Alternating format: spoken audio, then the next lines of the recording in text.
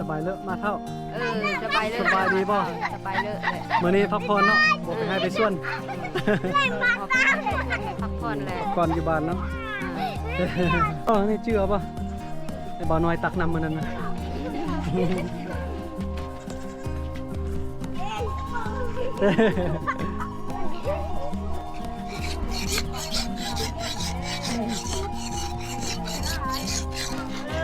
ครั้งแรกที่ว่าได้เห็น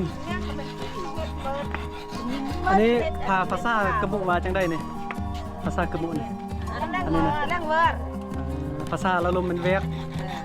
เอาไว้สำหรับการทางหญ้าเนาะไม่เท่าเรารับเวกเตรียมไปเสียยาให้เนาะไม่เท่าให้ไทยเข้าให้สนีไล่เนาะไม่เท่าอันข้อท่านเจ้าเด้จะปลูกเขากับปลูกสลีเนี่ยได้ปลูกไล่กว่าว่าเป็นปลูกเข้ากับปลูกสลีเนี่ยอันเมื่อปลูกไล่กว่ากันปลูกเข้าอ่ะเฮ็ดสลีน้อยเฮ็ดเข้าไล่เนาะเข้าคือว่าราคาแพงกว่าสลีมันบ่คือว่าพากันปลูกไล่เข้าแพงวันเข้านี่ต้นมันจะได้ปลาทูไล่เนาะ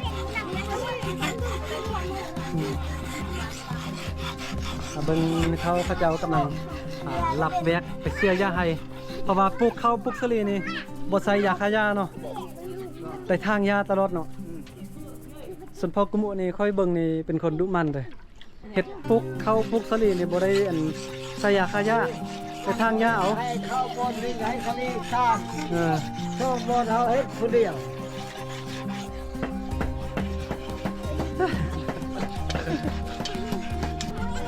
โอเคนะเดี๋ยวจะลงเป็นเบิ่งบอลตักน้ำนะ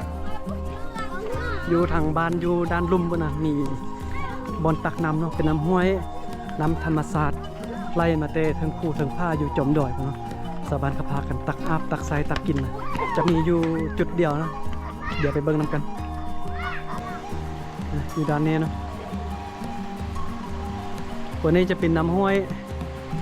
ไล่มาเตะพุ่นแหละทั้งคู่ทั้งผ้าพุ่นแหละสาวบ้านก็จะมาอาบน้ำอยู่นี่เนาะตักไว้ใส่ไว้กินก็จะอยู่จุดนี้จุดเดียวเลยนะ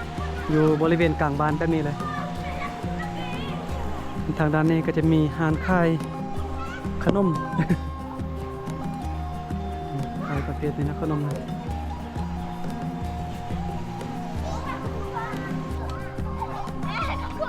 โอ้ยปุยเบก